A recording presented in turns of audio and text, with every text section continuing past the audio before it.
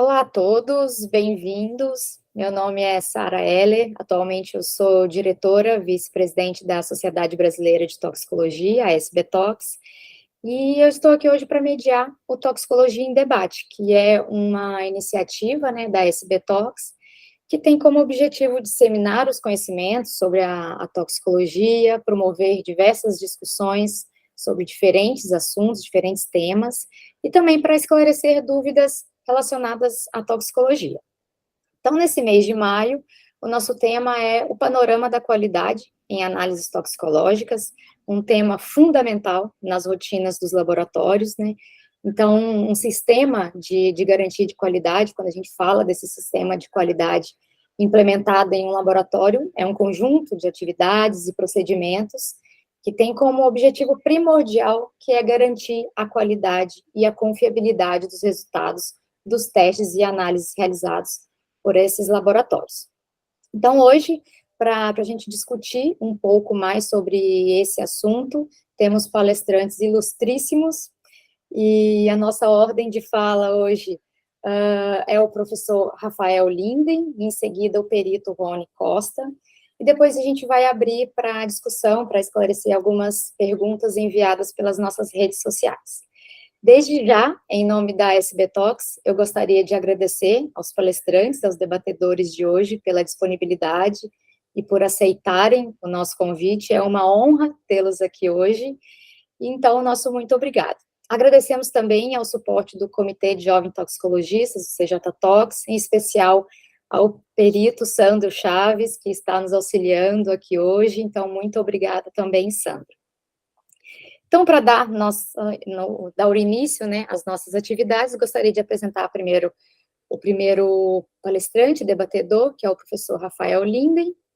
O professor Rafael, ele possui graduação em farmácia pela Universidade Federal do Rio Grande do Sul e em biomedicina pela Universidade Fevale. Ele tem mestrado em ciências farmacêuticas pela Universidade Federal do Rio Grande do Sul e doutorado em biologia celular e molecular pela Pontifícia Universidade Católica do Rio Grande do Sul. Atualmente é professor titular da Universidade Fevale, nos cursos de graduação em farmácia, biomedicina e medicina, atuando também como docente permanente no programa de pós-graduação em qualidade ambiental e no programa de pós-graduação em toxicologia e análises toxicológicas, no qual foi coordenador entre 2016 e 2021. É líder do grupo de pesquisa em bioanálise da Universidade Fevale. Foi secretário-geral da SBTox, atualmente é chairman do Alternative Sampling Committee da International Association of Therapeutical Drug Monitoring and Clinical Toxicology, tendo presidido o Congresso Mundial da IATD-MCT de 2019. É bolsista de produtividade em pesquisa do CNPq na área de farmácia, subárea de avaliação e análise toxicológica, tem experiência na área de análises toxicológicas, monitoramento terapêutico de fármacos, farmacogenética e toxicologia forense. Atua no desenvolvimento e validação de métodos bioanalíticos aplicado ao diagnóstico da exposição a toxicantes e no monitoramento terapêutico de fármacos. Então, eu gostaria muito de agradecer, mais uma vez, em nome da SBTox, a sua participação, professor, e também gostaríamos de ouvir um pouquinho da sua experiência sobre a implementação da ISO 17025 em um laboratório de prestação de serviços dentro de uma universidade. Bem, obrigado, então, pelo convite, Sara, pela apresentação. Eu fico muito satisfeito de estar aqui presente, junto com esses colegas tão qualificados. Bom, a história da implantação desse serviço na universidade, ela é longa, né? Ela começou já há alguns anos atrás, quando surgiu, então, a legislação do Brasil demandando os testes toxicológicos em cabelo. Nós não tínhamos um laboratório ainda com especialidade nessa área, mas nós já tínhamos uma relação com um especialista nessa área, que era o professor Fritz Prax, de Berlim, já tinha estado na Fevale 2 vezes, enfim, eu fiz um estágio no laboratório dele, um período também, e nós levamos, então, a pró-reitoria da universidade, a reitoria, a proposta de estabelecer um serviço de análise toxicológica em cabelo, no laboratório que já existia, já prestava serviços em outras áreas da toxicologia. O laboratório de análises toxicológicas da Fevale, num certo momento, alguns anos atrás, chegou a ser o maior prestador de serviço da universidade para a comunidade externa, aqui da região do Vale dos Sinos. Bom, Aquilo foi num período no qual as universidades privadas, como é o caso da Fevale, estavam numa situação econômica mais favorável, né, bem antes da pandemia. Então, foi tomada uma decisão gerencial de fazer esse investimento, né? E a universidade, então, adquiriu um instrumento para essa finalidade. Na época, nós tínhamos recursos de projeto externo para comprar um outro sistema LCMS, então nós fizemos uma negociação para 2 sistemas, foi bastante interessante em termos de custo, e começamos a estruturar, então, esse serviço.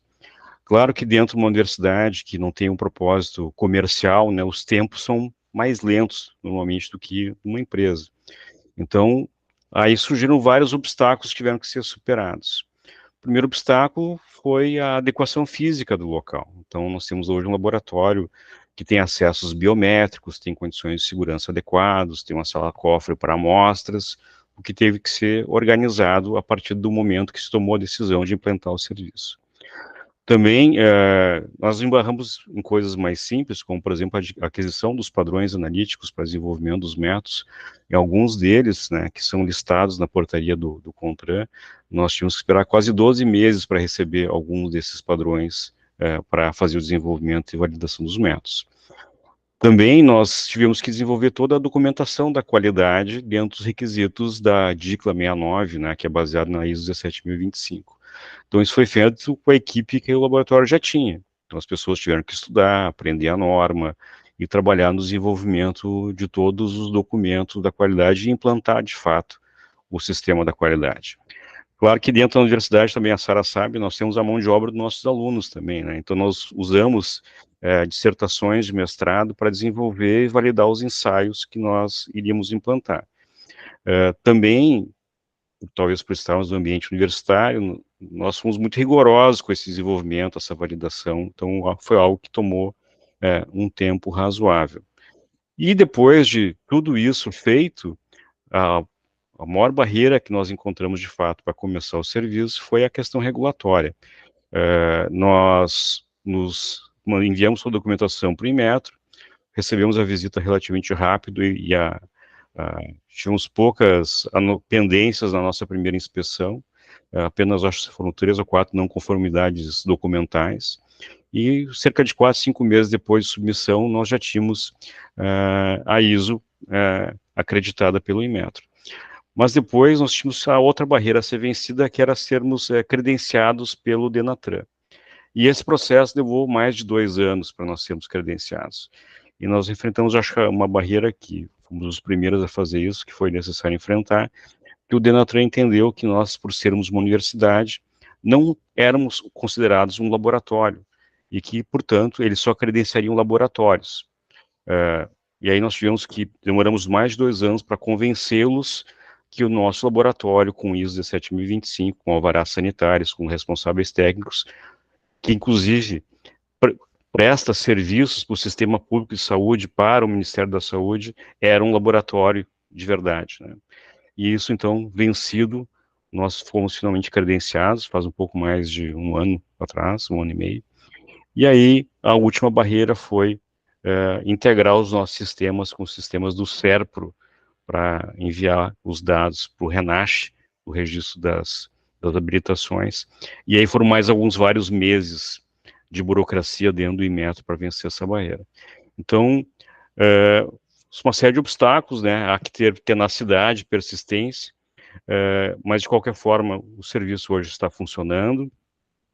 É um serviço pequeno, né, porque a universidade não tem uma ação comercial como os laboratórios comerciais, mas ele é importante porque ele gera receita, ele ajuda a sustentar toda a estrutura. Um laboratório acreditado, ele tem um custo operacional mais elevado, porque nós precisamos manter a certificação de todos os materiais de medida, dos instrumentos, contratos de manutenção, verificações periódicas, tem uma estrutura de pessoal necessária para manter o sistema de qualidade funcionando. Mas eu acho que está contribuindo, então, para a sustentabilidade do laboratório, da universidade, né? Está dando essa contribuição, e também nós desenvolvemos conhecimento nessa área, né? Os nossos métodos são publicados em revistas científicas internacionais, então nós não usamos nenhum tipo de metodologia secreta dentro do laboratório, tudo está bastante publicizado na literatura. né? E o desafio constante que nós temos é esse, né? Ter acesso a padrões de referência certificados. Como tem essa dificuldade de fornecimento no Brasil, todas as compras têm que ser feitas com muito planejamento, então nós já temos que prever que daqui a 10 ou 12 meses vão precisar de certos padrões, já providenciar o processo de aquisição imediatamente. Temos que manter os instrumentos sempre funcionando de forma ininterrupta e manter o sistema de qualidade funcionando o tempo todo, ou seja, mantendo os registros permanentemente em dia, o treinamento pessoal, a capacitação e assim por diante. Então, existe uma série de desafios, né? Mas eu acho que a nossa situação é mais simples que a laboratório forense, talvez como o Rony vai comentar, porque o nosso universo de analitos é bem restrito, ou seja, nós temos o método acreditado para alguns poucos analitos, né? Não chego a 2 dezenas, mas muitos laboratórios têm que lidar, então, com um número muito maior de analitos e maior de técnicas analíticas também, para dar conta de manter a acreditação.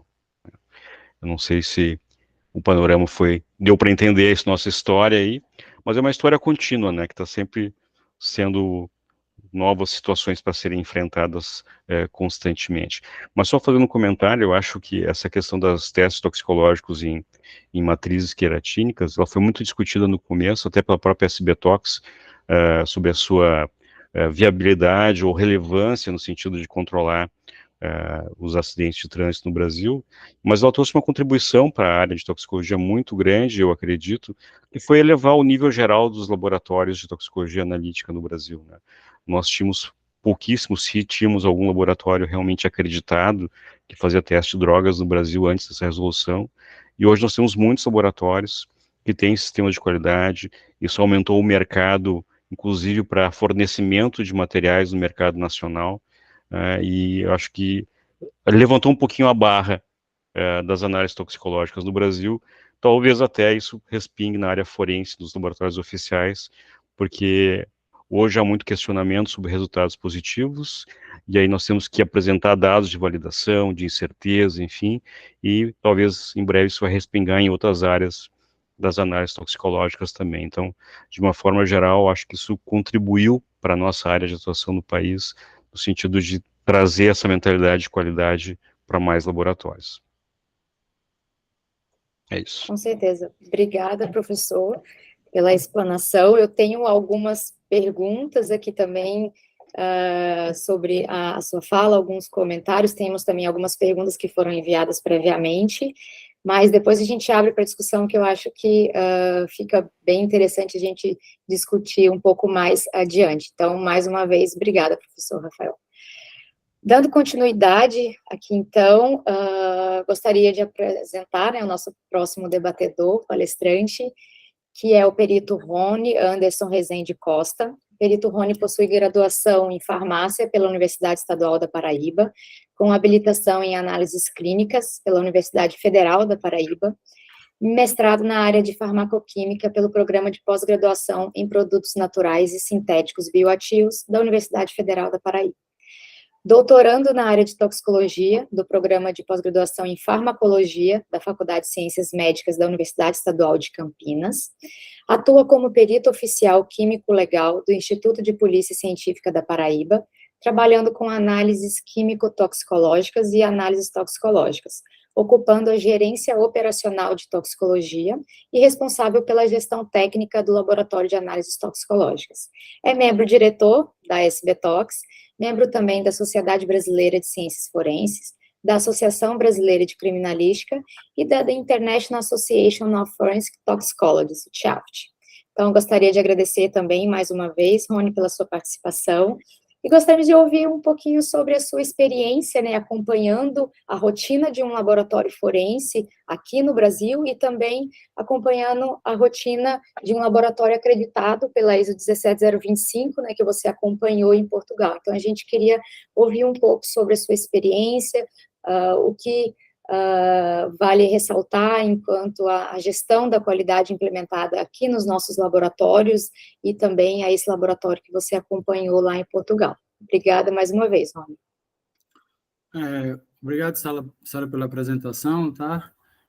Só uma pequena retificação, eu não ocupo mais a gerência de toxicologia, eu estou licenciado para a realização do doutorado, e aí, como eu tive que fazer esse afastamento, eu pedi a minha exoneração desse cargo. Mas ainda continuo como perito oficial, mas licenciado para a realização da minha pesquisa, e aproveito, então, este momento para poder compartilhar com vocês e aqueles que irão assistir-nos, né, ou então escutar-nos, como é que foi um pouco minha experiência em Portugal, né?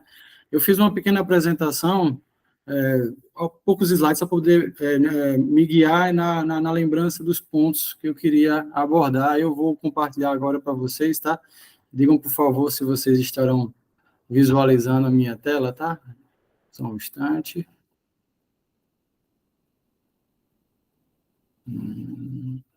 Essa aqui. Conseguem visualizar? Sim, estamos Ok. vendo.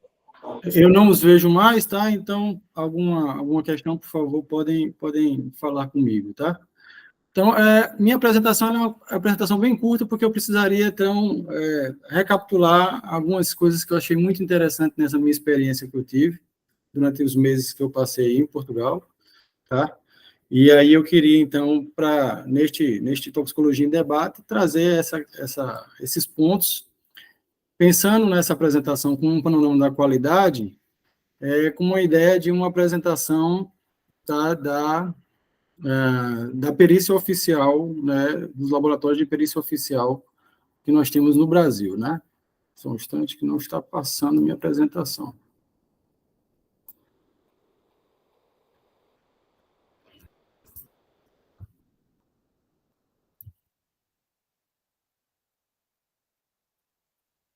Vocês conseguem me escutar ainda? Sim, estamos escutando, mas não está passando os slides ainda. Pois é. Aconteceu, acho que deve ter travado aqui. Então, vamos lá. Eu vou dar continuidade, tentando trazer pela memória o que foi que eu preparei, tá? Nossa ideia, como panorama, era tentar fazer essa visão geral, pensando num ponto de vista, né, pessoal a respeito do que nós tínhamos, do que nós temos, principalmente localmente, de toxicologia, né, de análises toxicológicas, né, com viés criminal, e também com o que nós tínhamos de experiência nessa nossa ida a Portugal. Eu vou tentar ver se eu consigo... Só um instante. Vou tentar, então, abrir aqui minha apresentação no meu celular para poder me guiar, porque senão eu vou conseguir me esquecer, vou acabar me esquecendo de alguma coisa importante. Bem, então, o que foi que aconteceu? Quando eu fui fazer minha solicitação de afastamento, eu tinha já um interesse muito grande de conhecer um laboratório que tivesse a acreditação, né? Nós temos uma certa escassez desses laboratórios com acreditação no Brasil, porque, salvo engano, somente alguns laboratórios de perícia da Polícia Federal, eles têm essa...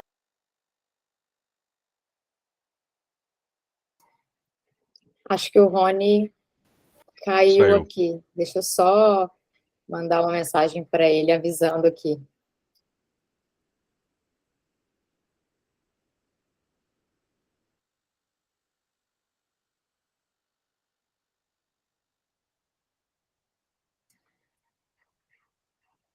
Acho que já já ele volta aqui. Aproveitando, então, acho que enquanto a gente espera o Rony voltar, o que chamou muita atenção, professor Rafael, na sua fala, você falando do tempo, né, de espera da visita para regulamentação ali, né, para o credenciamento.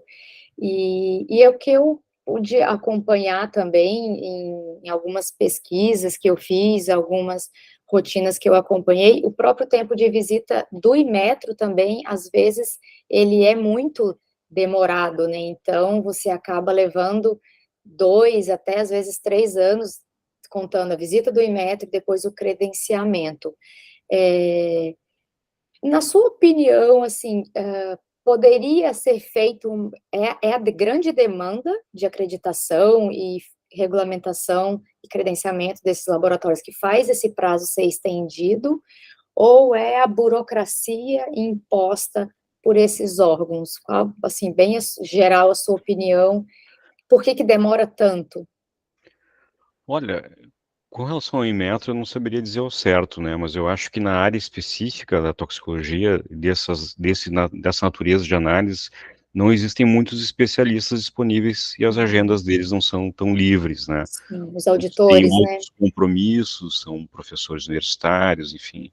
Então, mas como eu comentei anteriormente, nossa principal barreira não foi a demora na visita do Inmetro, que aconteceu de uma maneira relativamente rápida. Foram mais ou menos 4 meses desde a submissão de toda a documentação.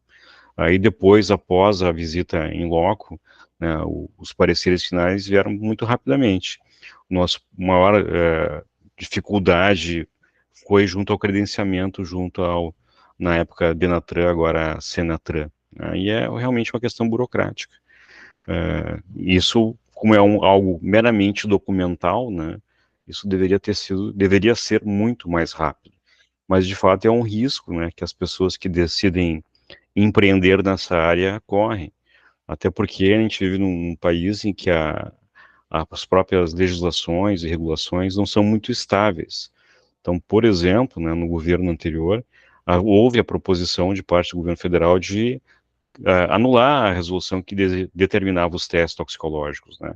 Ela mandou uma mensagem para o Congresso no sentido de encerrar esse tipo de obrigação.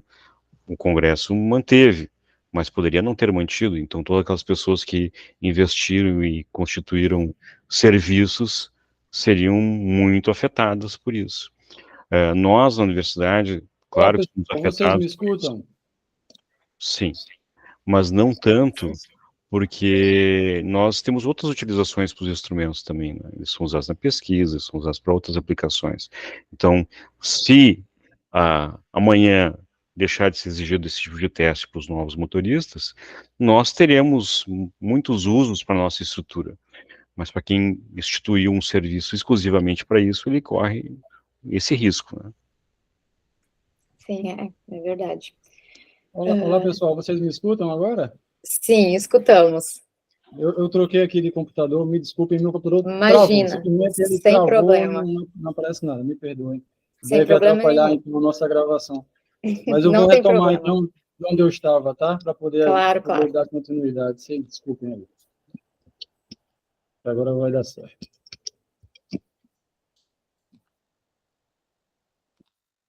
Então, não sei até onde vocês me escutaram. Não sei se vocês chegaram a escutar como eu cheguei até Portugal. Vocês chegaram a escutar isso? Você estava começando a comentar, mas se você quiser retomar também não tem problema. Tá, pronto. Então, o que aconteceu? Eu tive, então, um interesse para poder fazer o conhecimento de algum laboratório que tivesse já um sistema de gestão da qualidade implantado pela norma 17025, e aí eu busquei entre os laboratórios que eu tinha conhecimento, aqueles laboratórios onde eu pudesse realizar esse estágio, e através do professor Heleno Teixeira, eu consegui realizar esse estágio no Serviço de Química e Toxicologia Forense de Portugal. Isso por quê? Porque nós temos uma grande escassez de laboratórios que fazem a acreditação pela 17025 nos órgãos oficiais de perícia. Para falar a verdade, nós temos somente os laboratórios de Química e de Genética Forense, salvo engano, na Polícia Federal, que tem essa acreditação pela 17025 hoje em dia, atualmente. Nós não temos laboratórios de toxicologia ainda com essa acreditação. E daí, minha intenção foi conhecer um laboratório para ver no dia a dia, na realidade, como é que funcionaria tal laboratório, tendo a necessidade de atender os critérios e as exigências da 17025. Então, como ideia para esse nosso debate, eu trouxe uma pequena apresentação para poder falar a respeito de alguns pontos que eu achei interessante para poder discutirmos, debatermos, tá? E fazer um pouquinho esse paralelo entre os órgãos oficiais de perícia do Brasil, né, e esse laboratório que eu conheci em Portugal. Tá ok? Vocês conseguem visualizar a minha apresentação, correto? Correto.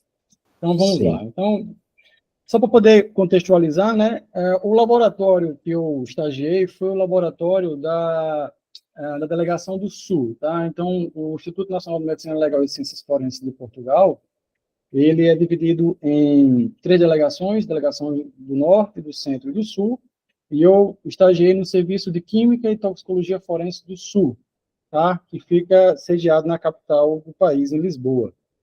Também conheci o laboratório, o Serviço de Química e Toxicologia Forense do Centro, que fica em Coimbra, tá? Para poder observar a estrutura deles, que é a estrutura atual mais moderna de Portugal, do Instituto Nacional de Medicina Legal. E aí, mas eu, durante os meses que eu estive em Portugal, eu estive na cidade de Lisboa. Então, para poder só vocês entenderem, o serviço lá, ele iniciou um processo de organização dos seus processos para poder pleitear a acreditação em 2002. Então, nós já estamos vendo que mais de 20 anos que esse processo de busca pela qualidade nas análises toxicológicas desse serviço do Sul de Portugal, ele começou. E ele foi o serviço acreditado em 2006.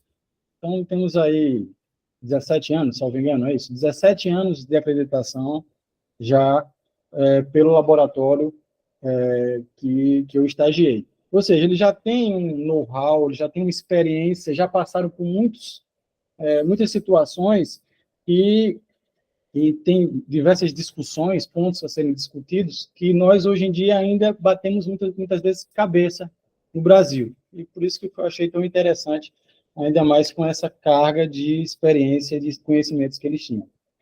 Então, eu não vou aqui falar a respeito de definições, tá? Mas só para pontuar algumas questões, né? Então, qualidade pela ISO, adequação, conformidade com requisitos, né, determinada norma e o estabelecimento numa relação com clientes.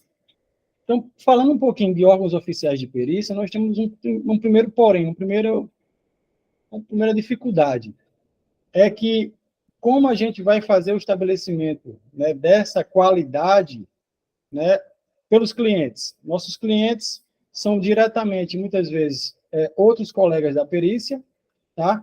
Ou então autoridades policiais, ou então a própria justiça, que é a nossa destinatária final dos nossos laudos periciais. Então, existe hoje em dia uma certa escassez, ou então praticamente uma ausência, tá, dessa relação e desse estabelecimento da qualidade, pensando nos interesses do cliente. É uma coisa que ainda fica muito a cargo do serviço, do laboratório, a busca pela qualidade, porque não há um feedback que vem dos clientes. E isso eu já observo que em Portugal isso acontece. Lá o processo de acreditação dos laboratórios também não foi assim mandatório. Eles buscaram desde 2002 que o processo acontecesse, mas eles sabiam que lá na frente iriam começar a exigir então, uma maior cobrança por qualidade dos seus laudos, ou seja, eles se anteciparam ao problema. E aí, depois que o processo finalizou-se em 2006, começou logo em seguida a haver, em alguns casos, que eles chamam de código da estrada, questionamentos de alguns resultados. E aí, como já estavam com um processo de acreditação já implantado, esses resultados foram, então, bem defendidos pelos critérios e por toda a estrutura do sistema de gestão da qualidade. Então, isso já é uma questão que nós precisamos pensar. O estabelecimento dessa qualidade pelos clientes, que diretamente ou indiretamente nós temos como órgãos de perícia, pode acontecer daqui a algum tempo e nós temos que estarmos prontos para isso. Mas, a preço de hoje, nós não temos ainda esse estabelecimento, tá? Então, a outra questão, pensando no diagnóstico, é que existe uma ideia de muitas pessoas que não existe uma norma para poder falar especificamente de perícia, de órgãos, de laboratórios de perícia. Nós sabemos que existe a norma, a 17025, ela já existe implantada em diversos laboratórios a nível de mundo, e nós podemos e devemos utilizar essa norma nos nossos processos de acreditação. Temos que lembrar, outro porém, que o processo é voluntário. E como aconteceu lá em Portugal, ele também foi voluntário. Mas, para diversos laboratórios que prestam serviço, hoje em dia, para análise toxicológica em cabelo, o processo ele é mandatório.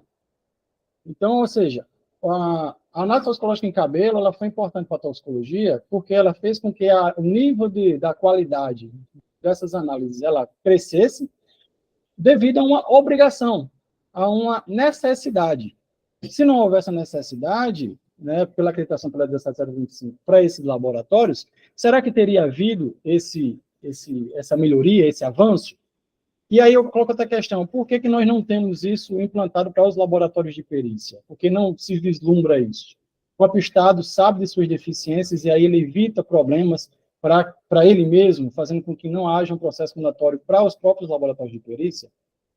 Muitas vezes, como aconteceu em Portugal, talvez aconteça aqui em diversos laboratórios, o processo ele é bottom-up, ou seja, muitas vezes são os próprios técnicos, os próprios peritos buscando a melhoria da qualidade do seu serviço. Tá?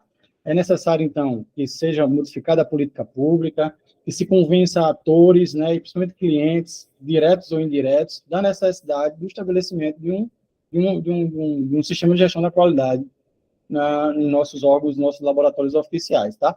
A própria definição de justiça fala, né, a respeito de qualidade do que está em conformidade com o que é direito, que é legal. A própria definição de justiça fala de qualidade. Então, nós temos também que ter qualidade nos nossos serviços.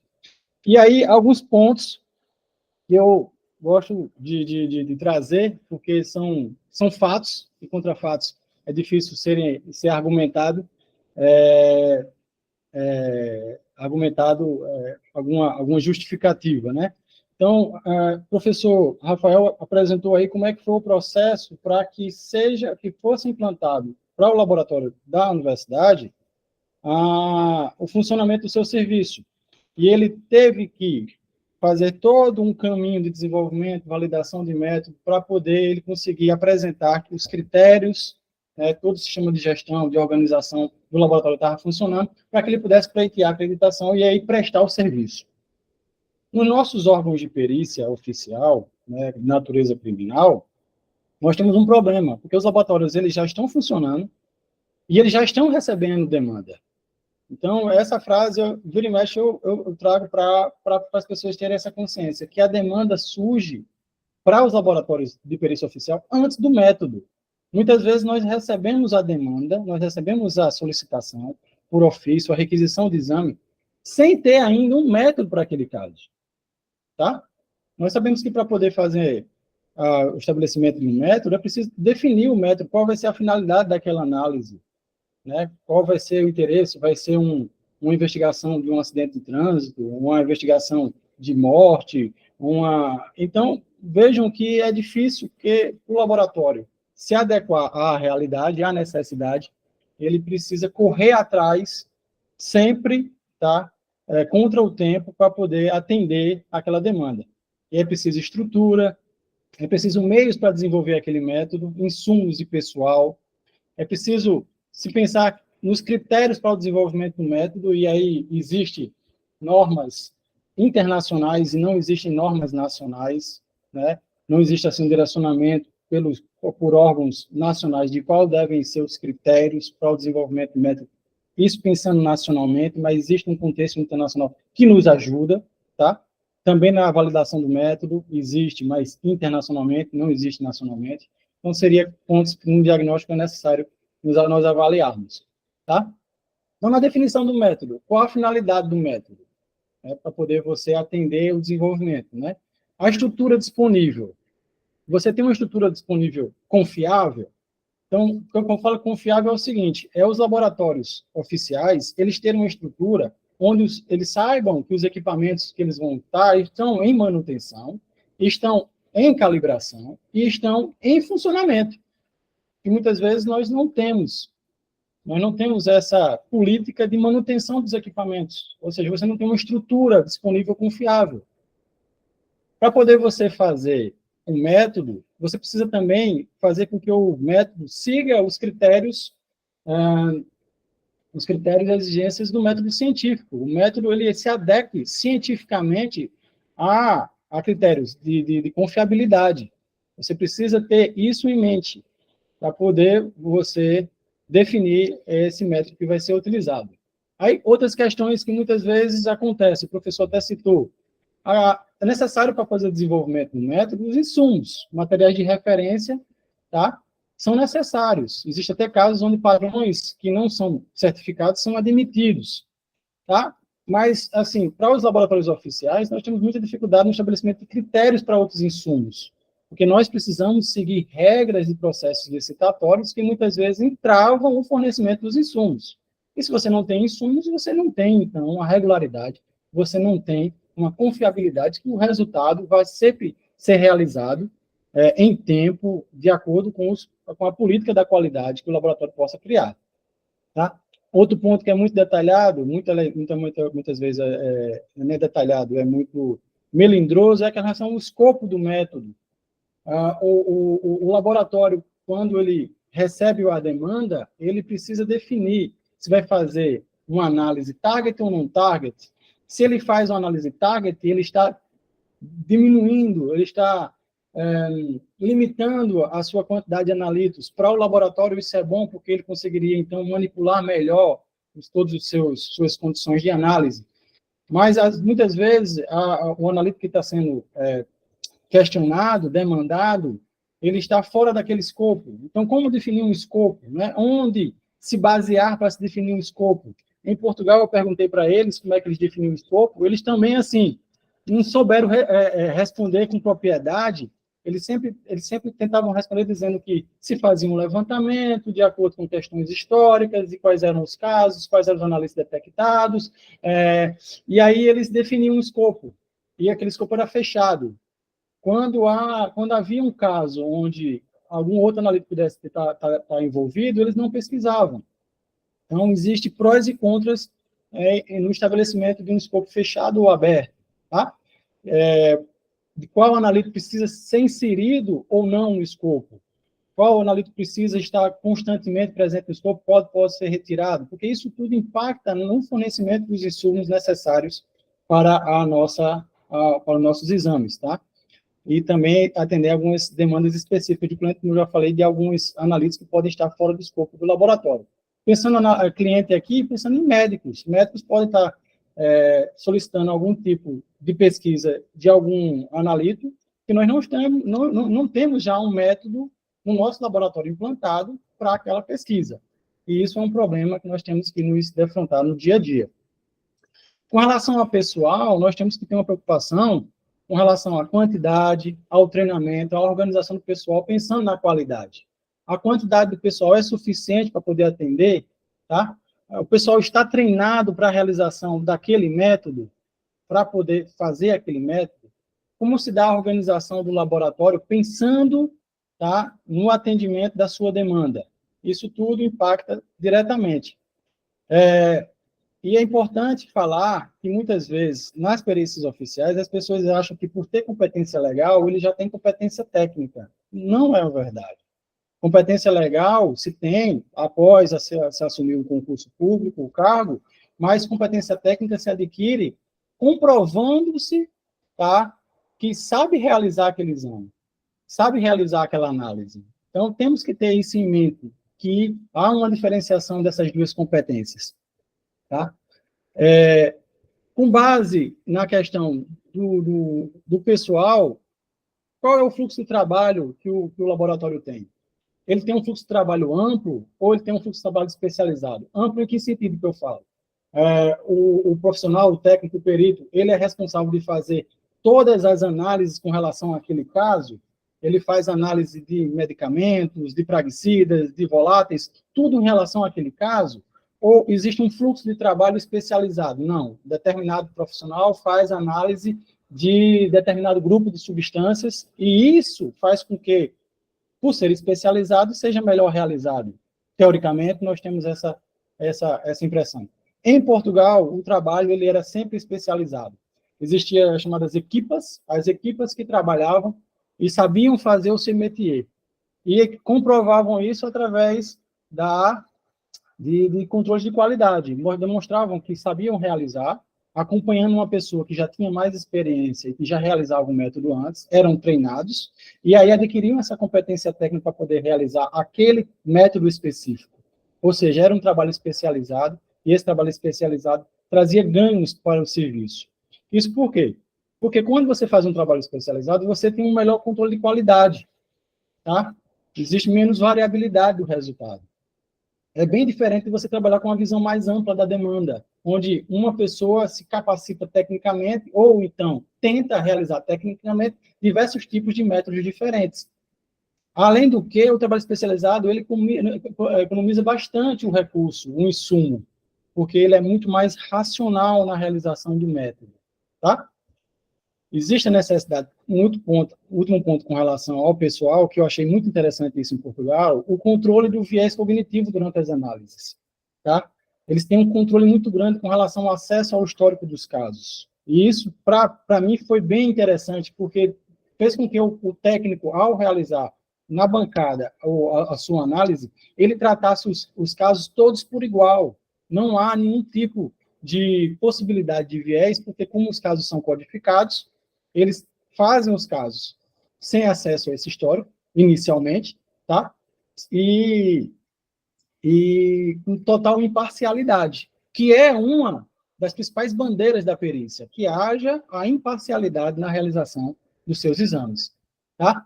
Então, é necessário fazer uma padronização da ordem do fluxo de análises. Lá em Portugal eles também tinham isso, eles tinham critério, códigos para como realizar os exames, qual exame ia ser realizado primeiro, qual equipa ia realizar aquele exame, tá?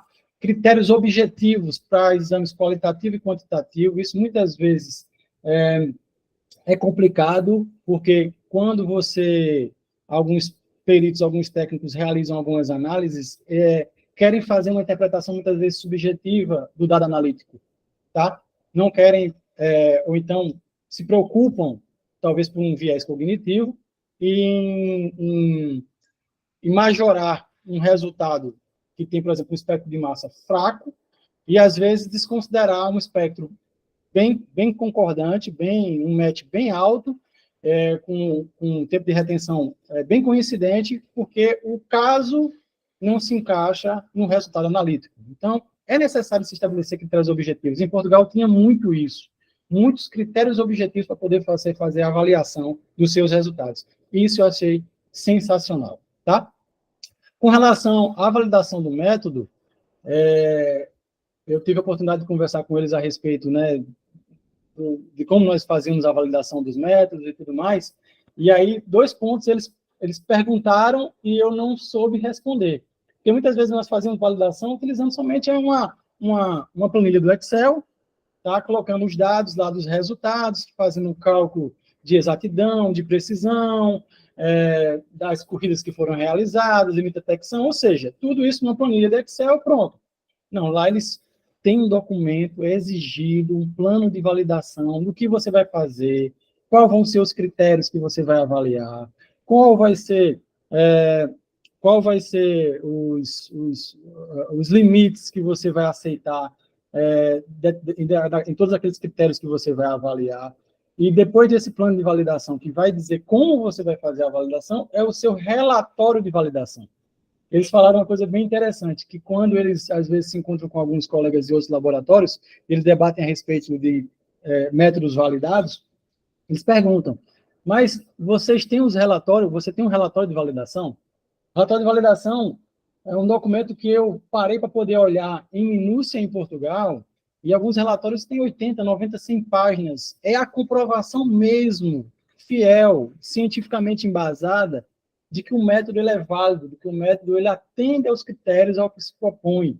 Eu achei sensacional esse grau de cuidado e de zelo com a comprovação científica do resultado do método analítico. Eu achei muito interessante isso. E nesse relatório de validação está tudo.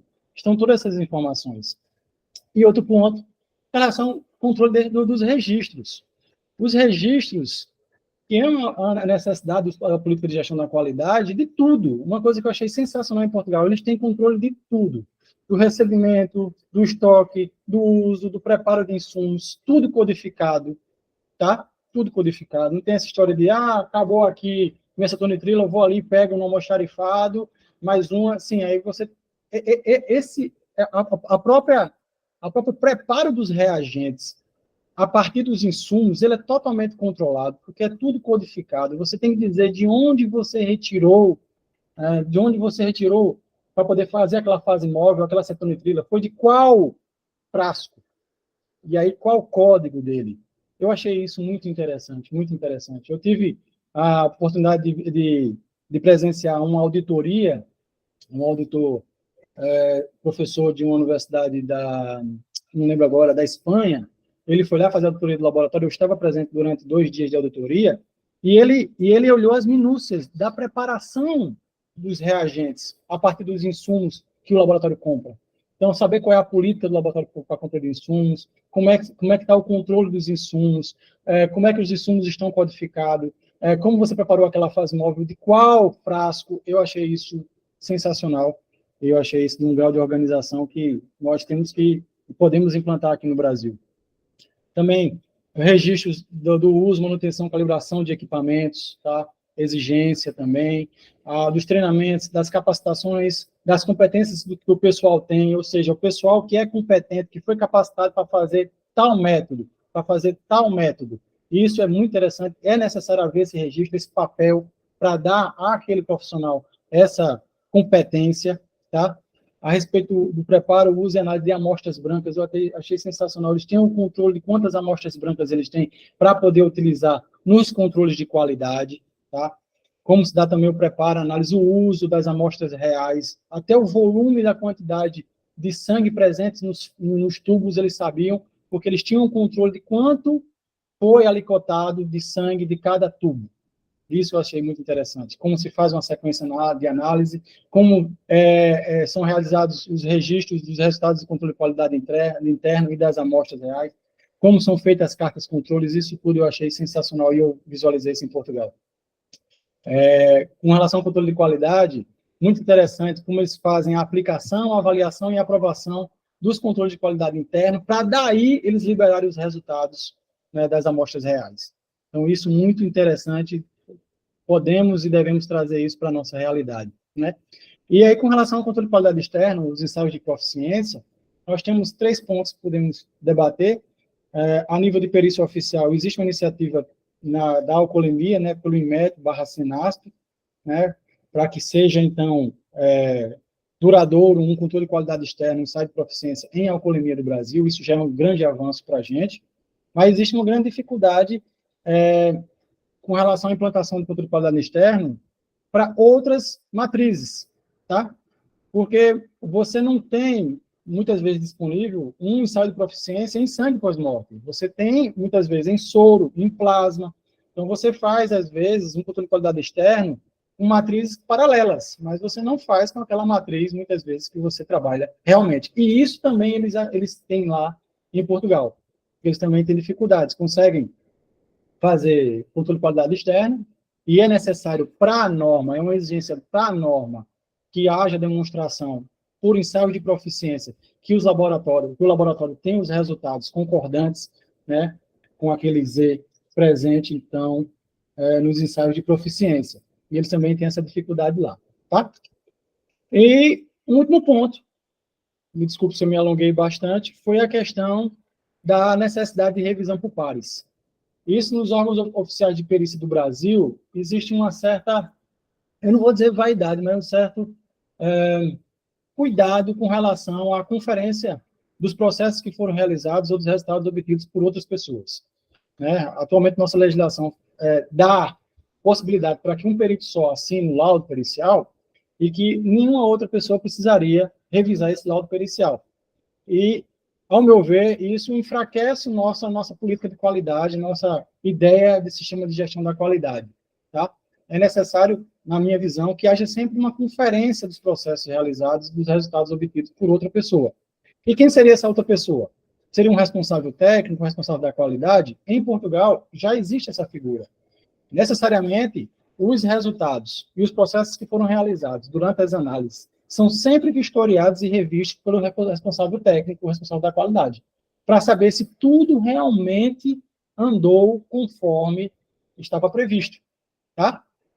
Isso é muito interessante. Isso é muito interessante. A estrutura, a forma como eles fizeram, a organização deles lá, fez com que houvesse o pessoal de bancada e houvesse o pessoal responsável técnico de conferência dos resultados e de responsabilidade legal pelo laudo emitido. Ou seja, o laudo, o que eles chamam lá de relatório final, ele tem a responsabilidade legal do próprio responsável técnico, que confere os processos e os resultados obtidos pelo pessoal de bancada.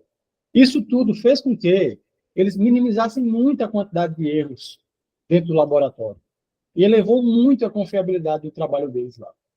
Então, para mim, foi uma ótima experiência, tá? Ter estado lá para poder visualizar, para poder aprender e conseguir testemunhar isso tudo que acontecia, que acontece no dia a dia do laboratório do Serviço de Química e Toxicologia Forense do Sul, lá de Portugal. Tá? Aqui, os nossos contatos, agradeço ao meu grupo da Unicamp, tá? E aqui o meu e-mail, para aqueles que estiverem assistindo, né? Bem, Sara, eu acho que era essa a minha ideia de apresentação e a gente abre, então, para debate. Muito obrigada, Rony, obrigada pela você dividir, né, essa experiência aqui com a gente. Acho que tem muitos pontos interessantes que a gente pode discutir aqui hoje. Eu anotei alguns deles e a gente pode conversar. A gente agora abre, então, né, essa discussão, a gente pode ficar todo mundo bem à vontade para a gente conversar. A ideia é essa, é trazer à tona, né, fazer um diálogo a respeito dessa questão da qualidade nos laboratórios, né, aqui do Brasil, os laboratórios de toxicologia. A gente recebeu algumas perguntas que foram enviadas previamente pelas nossas redes sociais. A gente tem ali umas 8 perguntas, e eu também fiz algumas anotações aqui também que são perguntas que eu queria trazer para vocês. A primeira pergunta que foi enviada pelas nossas redes sociais, ela é bem interessante, bem direta, posso usar na rotina um método não validado, mesmo sendo um método consagrado? Eu acho que eu abro para o Rony, para o Rafael, o Sandro também, se quiser participar da discussão. Queria que vocês falassem um pouquinho sobre isso, e eu acho que é muito comum isso nos laboratórios hoje aqui no Brasil. A gente tem esses métodos, né, consagrado, por exemplo, alcoolemia, né, fazer alcoolemia por GC-FID, a gente pensar nas análises toxicológicas, é um método extremamente consagrado, muito utilizado a nível nacional, mundial, enfim. Mas aí eu queria deixar essa primeira pergunta, qual a opinião de vocês? Bom, no laboratório onde eu atuo, nós não realizamos nenhuma análise quantitativa, nenhuma análise, na verdade, né, em métodos que não sejam validados, né, até porque isso abre uma porta para ser discutido o resultado que é emitido. Então, ser consagrado é consagrado por quem e de que forma, né? Eu acho que isso não é algo cientificamente defensável, né? Pois é, eu penso, parecido com o professor, no mundo ideal nós teríamos que, como eu já falei, né, que ter todos os métodos já redondos no laboratório para podermos prestar o serviço. A ordem na perícia oficial ela é inversa, né? Os laboratórios muitas vezes eles foram implantados sem, não vou dizer o cuidado, mas sem o tino para poder naquela época ter os métodos validados para depois apresentar e ofertar o serviço. E aí muitas vezes nós nos defrontamos com situações onde nós temos casos que são encaminhados para análise, onde nós precisamos retirar da literatura um método, e da literatura o método foi validado, e eu preciso tentar adaptar aquele método ao meu laboratório, e aí nisso traz outras discussões, né? Aquele método que foi validado, que foi apresentado num artigo, quando eu adapto a minha realidade, eu precisaria fazer uma semi-validação, eu precisaria fazer uma adaptação do método, muitas vezes, para alguns detalhes, para que ele pudesse ser, então, utilizado. Então, isso tudo, muitas vezes, aparece na nossa realidade, no nosso dia a dia. Né? A necessidade, muitas vezes, de analisar um analítico que nós não temos no nosso rol, nós não estávamos esperando, e precisamos analisar aquele analítico, e aí vamos para a literatura, vamos estudar como você precisaria, então, ter o método antes da demanda. Eu precisaria fazer de conta que aquele caso não existe, para pegar e fazer a adaptação daquele método da literatura, para fazer uma simvalidação, uma conferência dos resultados e tudo mais, para daí depois eu olhar aquele caso. O problema é que aquele caso está me esperando. Na minha visão, né, essa questão de reproduzir o que está publicado, eu acho que, obviamente, tem que ser validado no laboratório, até porque, muitas vezes, o que está publicado não funciona. E já aconteceu conosco nenhuma nem duas vezes de métodos publicados em boas revistas, eles não funcionam muitas vezes. Ou, nas condições nas quais nós trabalhamos, eles não funcionam. Então, o fato de estar publicado não assegura que ele irá funcionar em outros lugares, com outras pessoas, com outras estruturas de laboratório. Exatamente, porque é muito difícil, mesmo que ele esteja validado, né, está validado, a gente sabe que ele passou por toda a validação, linearidade, exatidão e tudo mais, mas é o que vocês comentaram, não está adequado ao nosso laboratório, porque é muito difícil a gente reproduzir 100%, com todos os reagentes da mesma forma, com os mesmos equipamentos, até porque uma variável, né, da própria validação é o corpo técnico, então, o treinamento e tudo mais. Então, eu sou uma entusiasta da validação e eu recomendo, mesmo estando validado, você fazer uma validação parcial e para implementação no seu laboratório, eu acho que é o mais adequado, mesmo que você não consiga, né, fazer a validação completa ali, que seria o mais adequado, mas essa validação parcial que alguns guias, eles falam, né, tipo, de alguns parâmetros, eu acho que seria extremamente importante. Pode falar, Sandra. Não, é isso aí que você falou agora, que eu ia falar que alguma parte da validação sempre é feita, né? Porque por mais que a gente faz isso realmente que o Rony está falando, na demanda, como ele falou, né? A demanda chega antes do método. Então, muitas vezes a gente tem que resolver muito rápido aqui no laboratório de forense, de polícia, né? Assim, e a gente, pelo CPP, tem 10 dias para liberar um laudo, né? Pelo Código de Processo Penal, a gente tem um tempo para liberar. Então, é óbvio que é inviável validar um método full em 10 dias e fazer a análise e soltar um laudo. Então, a gente, às vezes, pega esse método da literatura, mas faz alguma coisa de validação a gente faz, né? Um branco, um positivo, principalmente para o qualitativo. Mas óbvio que um quantitativo precisa, né, assim, no mínimo, parte de uma validação. E se a gente for também comentar, eu acho que o Rony, o professor Rafael também comentou durante as suas falas, né, a respeito do escopo, né, quando a gente tem, por exemplo, o laboratório do professor Rafael acreditado para o escopo ali de análise toxicológica em cabelo, ele é mais direcionado para algumas substâncias.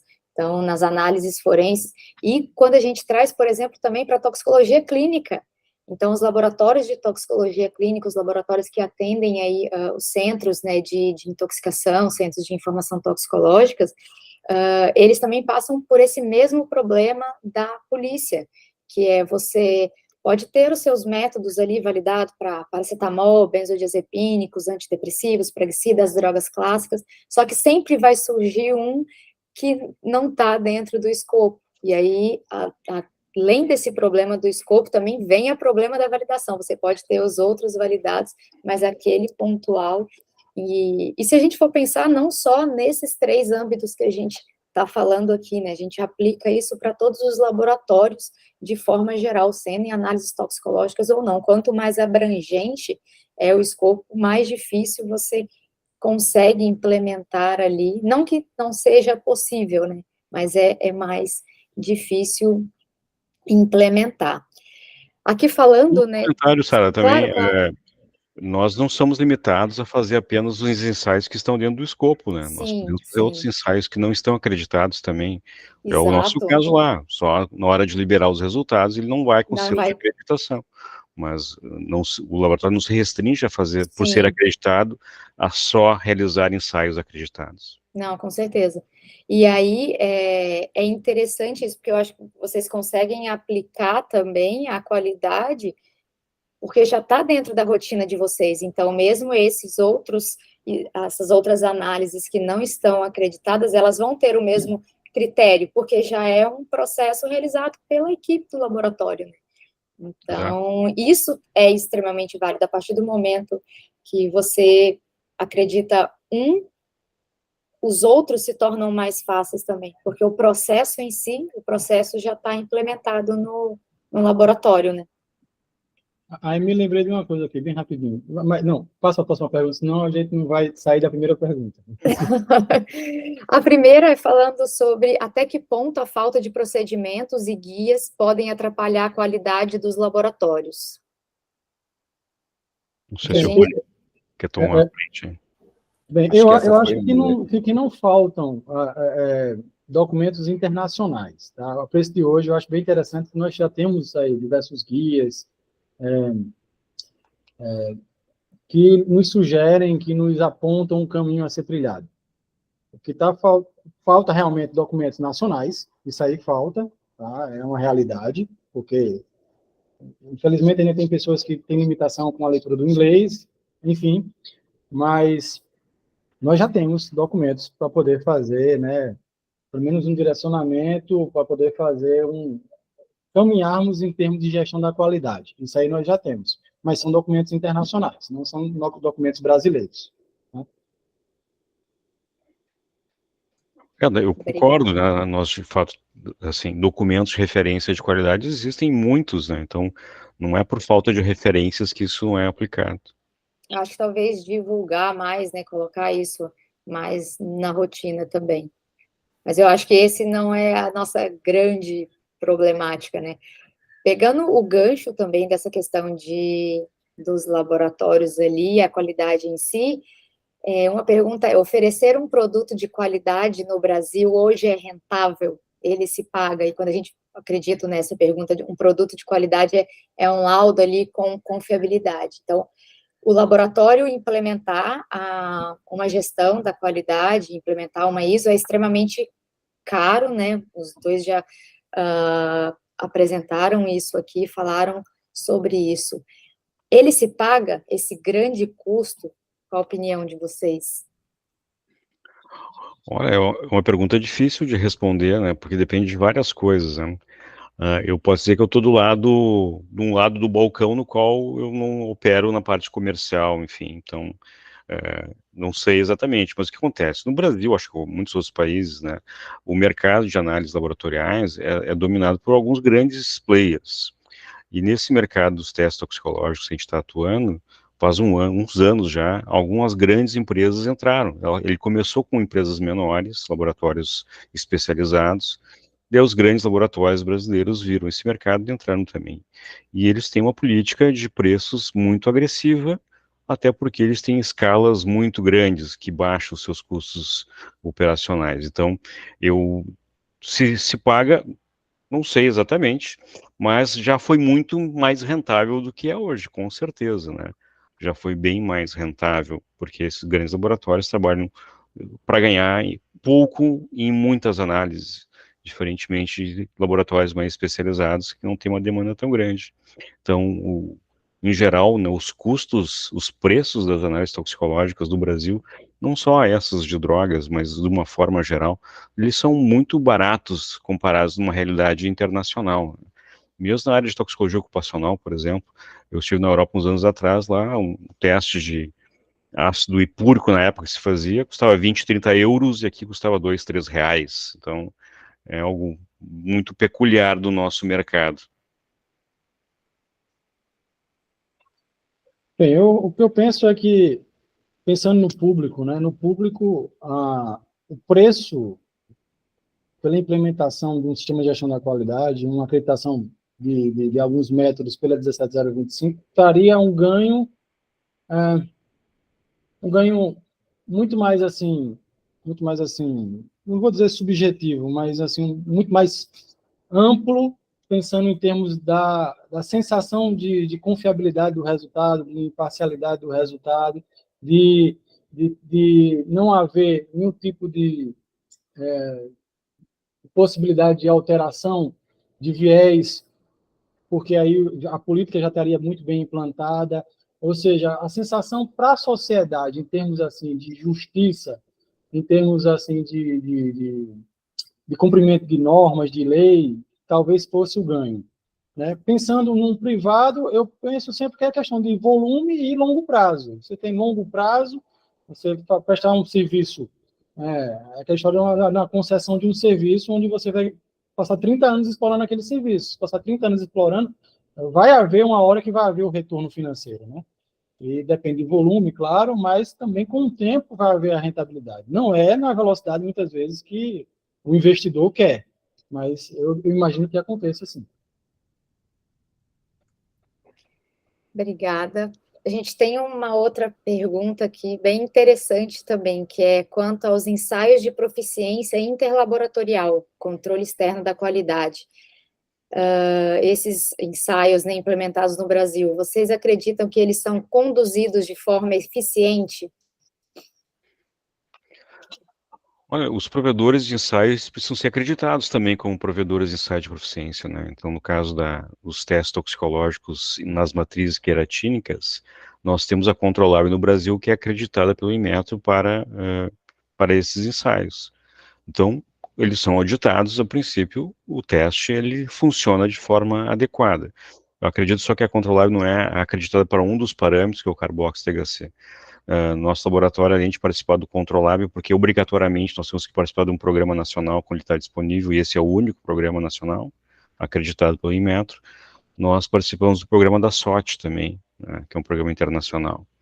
Então, eu acho que ele é uma ferramenta excepcional, né? Eu acho que é fundamental para os laboratórios que realizam qualquer tipo de análise participar de programas de proficiência, e até a gente observa, né, pelos resultados, uma grande heterogeneidade nos desempenhos dos laboratórios, né?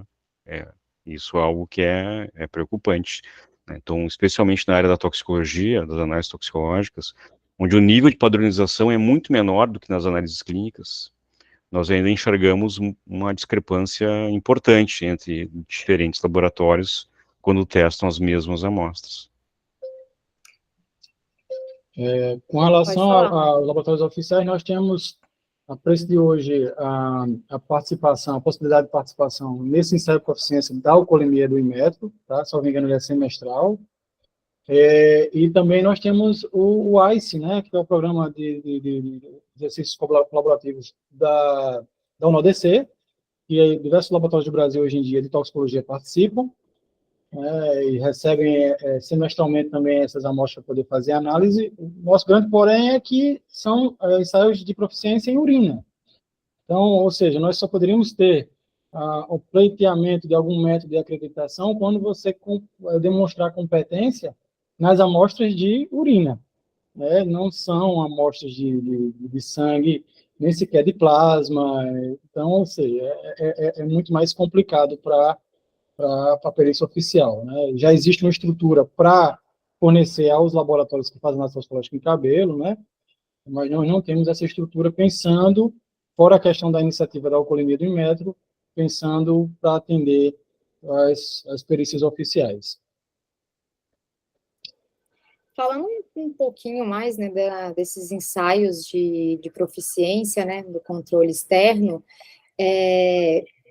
eu não sei como está hoje, agora, a Controlab, os outros laboratórios que fornecem esses ensaios, mas eles fazem uma precisão, né? Eles pegam todos os resultados e comparam esses resultados ali interlaboratorial. Eles não fazem uma análise própria. Não sei se essa que o professor Rafael citou, a Controlab, se eles têm essa análise própria, se isso seria o ideal. Por exemplo, eu sei que a NIST, ela fornece, né, alguns materiais de referência para urina, não para cabelo, não sei, sangue, mas aí ela faz, né, a análise própria e manda o certificado ali de análise com o resultado, com incerteza de medição, o método que foi realizado. Então, queria saber da opinião de vocês, se seria o ideal esses laboratórios que produzem, né, essas amostras de proficiência ter uma análise própria para ir fazer não só a precisão, mas a exatidão também ali do método. E, mais especificamente, também para o professor Rafael a questão do cabelo, né, que quando a gente fala de ensaio de proficiência em sangue, urina, né, em matrizes líquidas, a gente faz o adicionado ali, né, muitas vezes, adiciona padrão analítico na matriz, mas aí no cabelo é adicionado externamente, então o ideal seria ter o analito incorporado para ver todo o processo, desde a retirada ali do analito dentro da fibra capilar até a análise. Então, também qual a opinião de vocês a respeito disso? Se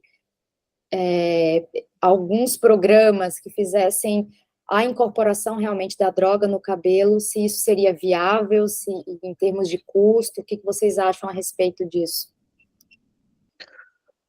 Bom, primeiro, com relação a fazer análise pelo próprio provedor do ensaio, eu gosto do sistema da SWOT, eu acho ele bem interessante, porque ele apresenta a mediana de laboratórios de referência. Então, ele elege alguns laboratórios que são referência, e não usa o resultado de apenas um, né, mas de vários. Isso diminui, digamos, uma dispersão do resultado para um evento pontual naquele laboratório de referência. Eu acho que isso é algo bastante interessante.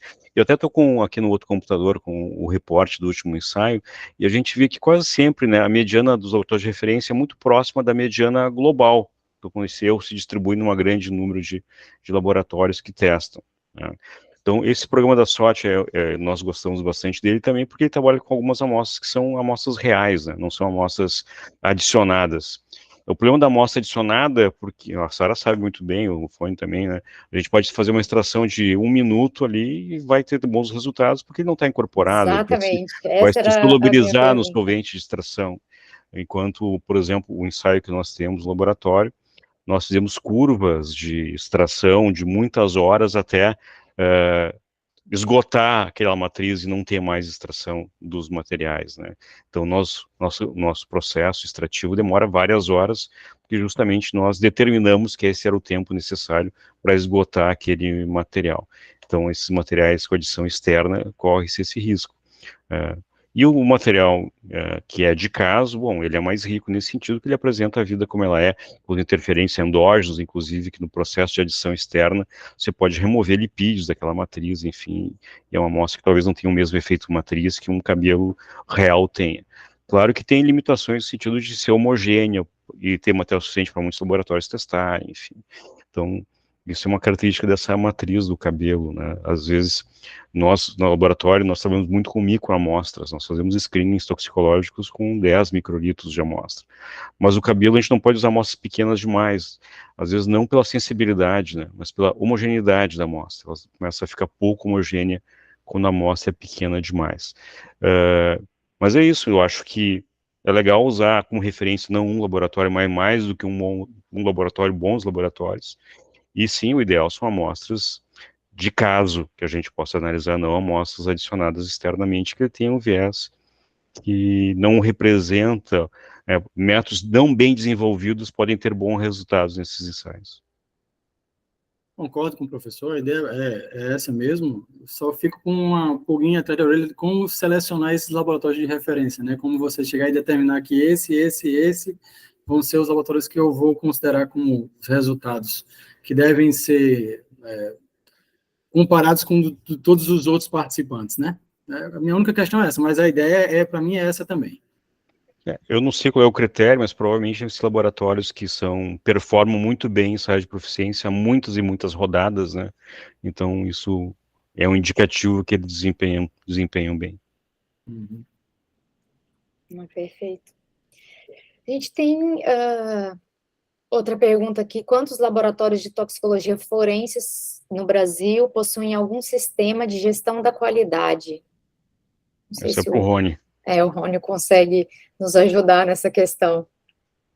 Olha, eu sei que existe uma iniciativa a preço de agora do Laboratório de Toxicologia do Rio Grande do Sul, tá? Do IGP do Rio Grande do Sul, para a implantação de uma política de gestão da qualidade.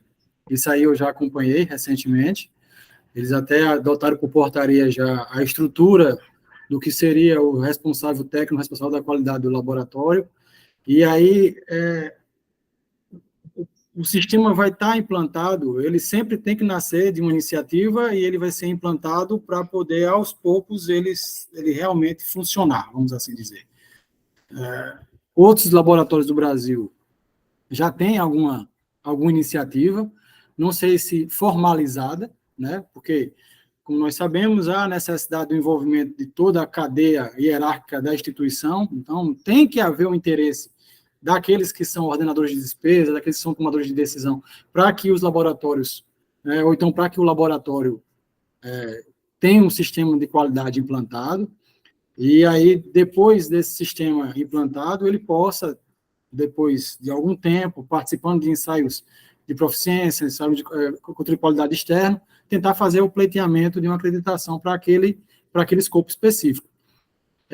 Então, em termos gerais, nós temos um controle de qualidade interno, os laboratórios fazem essa rotina, fazem a utilização do controle de qualidade interno, né, mas outros pontos necessários para um sistema de gestão da qualidade ou não existem, ou eles existem uma implantação, ou então existem, vamos dizer assim, com um modelo próprio da instituição, né? Registro, utilização de amostras, preparo de reagentes, cada um, às vezes, faz um modo de trabalhar próprio para tentar se aproximar do que seria um sistema de gestão da qualidade. Mas, como eu disse, a preço de hoje, pelo que eu saiba, está caminhando mais rapidamente pelo pessoal do Rio Grande do Sul, outros laboratórios também já têm, né, iniciativas nesse sentido, mas nós não temos ainda acreditação no Brasil de um laboratório com um escopo definido em análise toxicológica forense. Para a perícia oficial, no caso. Obrigada, Rony. A outra pergunta é: qual agência ou instituto governamental que poderia avaliar, auditar a qualidade dos laboratórios de toxicologia no Brasil? Acho que além, né, do Inmetro, que a gente sabe que faz essa auditoria. Nós temos também o College of American Pathologists, que está na resolução do CONTRAN, e eu acho que a própria Controlab, eu acho que é acreditada pelo Inmetro para acreditar laboratórios, não sei se de toxicologia, mas laboratórios diagnósticos, né? Uma boa pergunta. Eu pensaria somente, a preço de hoje, ainda somente na questão do Inmetro, né? Também. Existe a iniciativa, foi feita uma acreditação pelos laboratórios, como eu falei, da Polícia Federal, por uma instituição americana. Na época houve um acordo com a Embaixada Americana para que fosse feito esse processo de agenciamento pela Embaixada para que essa empresa viesse ao Brasil acreditar, esse laboratório de genética e de química forense, porque a norma é a 17025, a diferença é que não é BR, né? Mas, enfim, não sei se seria uma estratégia para que outros laboratórios pudessem também caminhar por nesse sentido, porque no início o Inmetro teve muita resistência, hoje em dia parece que eles já caminham junto à Polícia Federal para que eles sejam os acreditadores da Polícia Federal, porque não havia expertise, não havia conhecimento, não sabiam dos meandros do trabalho dos laboratórios de perícia, e agora eu acho que já vencido isso, vai ficar mais fácil que o Inmetro, a própria estrutura do Inmetro, possa realizar esse trabalho para os órgãos oficiais, é o que eu imagino. Perfeito. A outra pergunta é: qual a maior dificuldade na implementação ou manutenção de um sistema de qualidade em laboratórios de toxicologia?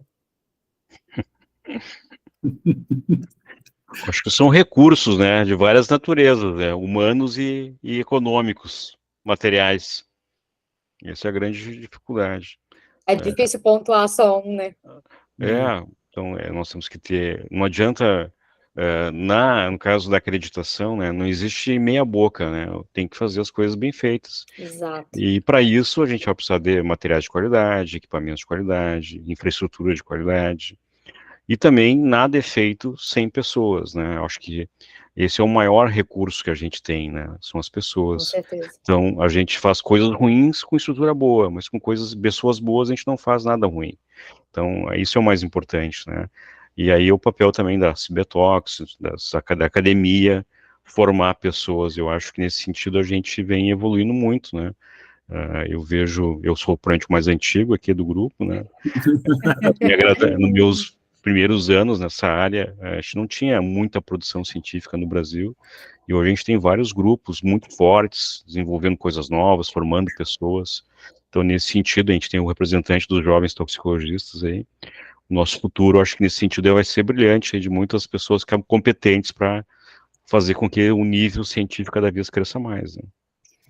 Eu acho que incentivar também, né, cada vez mais, demonstrar, né, não só na academia, mas nos laboratórios, enfim, qualquer tipo de laboratório, a importância, né, da qualidade, do controle de qualidade, de um sistema de qualidade, porque muitas vezes o aluno, eu vejo isso aqui nas nossas rotinas, né, o aluno passa batido pela validação só porque para cumprir um requisito, né?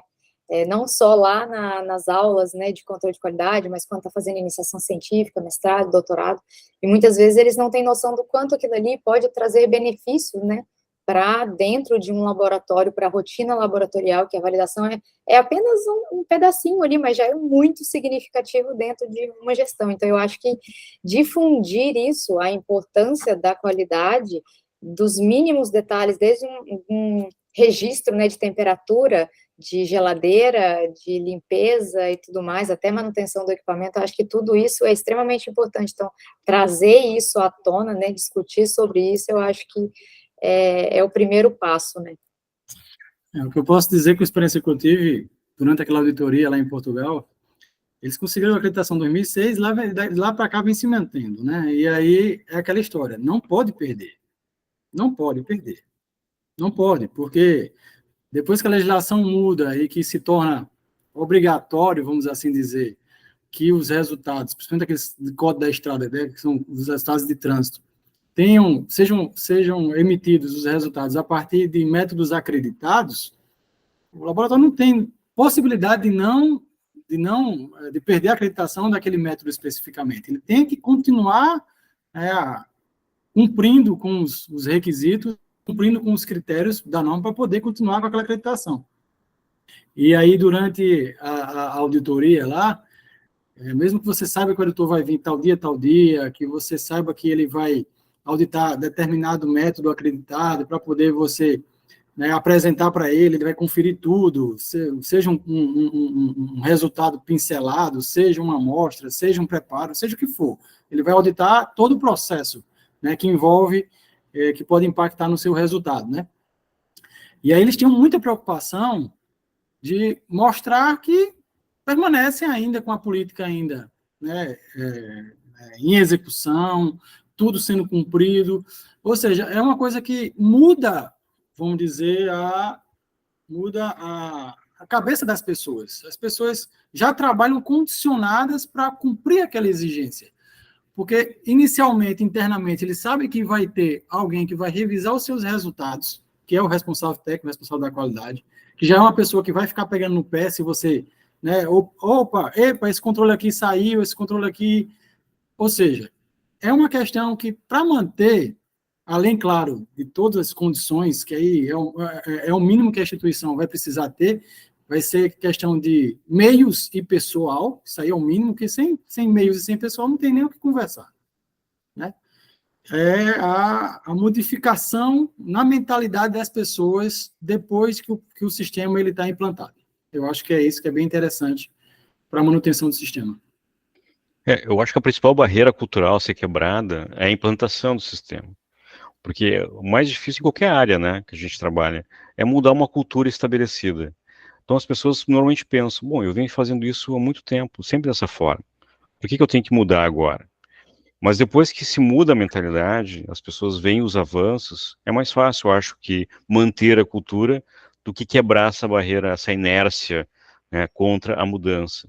Isso, vocês devem ter vivido já isso em muitas situações, né? No momento que se quer mudar alguma coisa, mesmo que seja para melhor, e todo mundo vê que é melhor, a maior parte das pessoas vê, mas a gente tem que mudar a mentalidade das pessoas, né, com relação a isso. Uhum. E depois que o laboratório está acreditado, a gente tem essa cultura de não fazer no compromises, né? Ou seja, assim, se não for daquela forma, nós não fazemos. Assim, aqui na nossa instituição, a gente sempre teve esse respaldo. Ou fazemos da forma como tem que ser feita, ou não vai ser feito. Não pode ter mais ou menos, né? Nem jeitinho, enfim. todos têm que estar comprometidos com isso. Como o Rony falou, isso tem que estar, todos têm que estar comprometidos de cima a baixo, né? Tem que olhar para a mesma direção, senão a coisa não funciona. É verdade. Perfeito, perfeito. A gente tem uma última pergunta aqui, só que antes dela, eu queria levantar uma questão aqui que vocês dois falaram, né, sobre a dificuldade, né, de aquisição de padrões analíticos, que eu acho que é uma coisa também que a gente vê muito, não só nos laboratórios, mas dentro das universidades de uma forma geral, todo mundo que acaba trabalhando de uma certa forma com esses padrões analíticos passam essa dificuldade, né, que é a compra e a importação. Na opinião de vocês, qual seria o caminho para facilitar isso? Olha, eu acho que o caminho é que a Anvisa fosse menos restritiva em alguns aspectos, né? Eu acho que hoje, como já existem um número razoável de laboratórios que demandam por esses materiais, já existe um mercado razoável que permitiria estoques locais de muitas coisas, né? Então, até um tempo atrás tinha uma empresa distribuidora, a DLGC, tinha estoques locais de alguns padrões, mas agora não tem tido mais. Mas é justamente isso, toda a questão regulatória exerce tanta pressão sobre essas empresas que elas acabam não fazendo esse tipo de política e importam mediante demanda. Aí existem controles nos países de origem também que têm que ser superados, e isso torna todo esse processo muito lento, né? E isso não vale só para padrões de drogas, né? Insumos comuns de laboratório, que nós normalmente esperamos 90, 120 dias, mesmo com dinheiro na mão para comprar, é algo que os nossos colegas pesquisadores na Europa e nos Estados Unidos recebem em 24 horas, né? Então, isso afeta muitos aspectos, né, do nosso trabalho. Às vezes até uma peça de um instrumento que requer manutenção, você tem que esperar às vezes meses para receber. Isso tem a ver talvez com o tamanho do mercado brasileiro, que é pequeno em comparação com o mercado da Europa e dos Estados Unidos, mas é algo que realmente atrapalha, né, o nosso trabalho e faz com que a gente tenha que ter um nível de planejamento mais alto para lidar com isso. Na minha opinião, eu tenho uma ideia de que seja talvez uma balança, uma relação entre burocracia barra interesse mercadológico, né? As empresas, elas vivem de lucro, elas querem obter o lucro. Existe um custo muito grande associado com esse tipo de produto para poder trazer e fornecer ao território nacional. Existe todo um custo associado. Talvez o tamanho do mercado brasileiro não consiga justificar, então, que haja um grande interesse, um maior investimento por essas empresas para que eles embarquem nesse mercado de cabeça, fazendo com que haja uma limitação muito grande, até no número de fornecedores, quanto da quantidade de possíveis padrões nacionalizados para poder fazer fornecimento local, ou seja, ter um estoque nacional. E aí isso tudo faz com que o processo ele se torne moroso, caro, né? Não haja, muitas vezes, esse interesse mercadológico para que haja o fornecimento. As compras, se forem em grande quantidade, com, vamos dizer, a possibilidade de lucro alto, e aí haveria, talvez, esse interesse maior para esse fornecimento, mas como você não precisa de tantos padrões, tantas ampolas, você compra em quantidades limitadas, aquela compra não traria um lucro, um retorno para a empresa que se tornasse interessante, fazendo com que ela, às vezes, não queira se comprometer com aquele contrato. E aí você tem realmente uma dificuldade, uma escassez de fornecimento pelas vias regulatórias, né, atendendo à legislação, por causa desses pontos. Se houvesse realmente como um mercado consumidor, como o professor falou, né, nos Estados Unidos é um mercado amplo, né, existe um consumo, um fornecimento muito maior, a Europa também, né, seja de material de referência, como também de produtos, de insumos químicos, aí você talvez tivesse um fornecimento mais rápido, mais célere para os nossos laboratórios. Eu fui testemunha disso só com um pequeno reagente que foi solicitado no laboratório de Portugal. Na segunda-feira ele pediu, na quarta-feira de manhã já estava entregue no laboratório. Eu olhei assim, eu fiz, caraca, isso no Brasil, para mim, isso não existe. Isso aí não é nossa realidade. né? Enfim, a minha ideia é que talvez seja isso, uma questão burocrática barra uma questão mercadológica, para que houvesse realmente o vencimento desse impasse, desse problema para os laboratórios do Brasil. Obrigada, Rony. Então, a última pergunta aqui que foi enviada, né, para a gente encerrar nossa toxicologia em debate de hoje, é como incentivar os laboratórios para implementarem a qualidade sendo um processo tão custoso? Bom, acho que talvez o Rony vai ter mais coisas a falar sobre isso, né? No nosso caso, é mandatório, ou tem o sistema ou não executa o serviço. Não há outra opção, né? Pois é, no nosso caso, hoje em dia, eu sei que uma hora talvez se torne mandatório também para o nosso caso, né? Não sei, é uma coisa que algumas pessoas debatem essa possibilidade.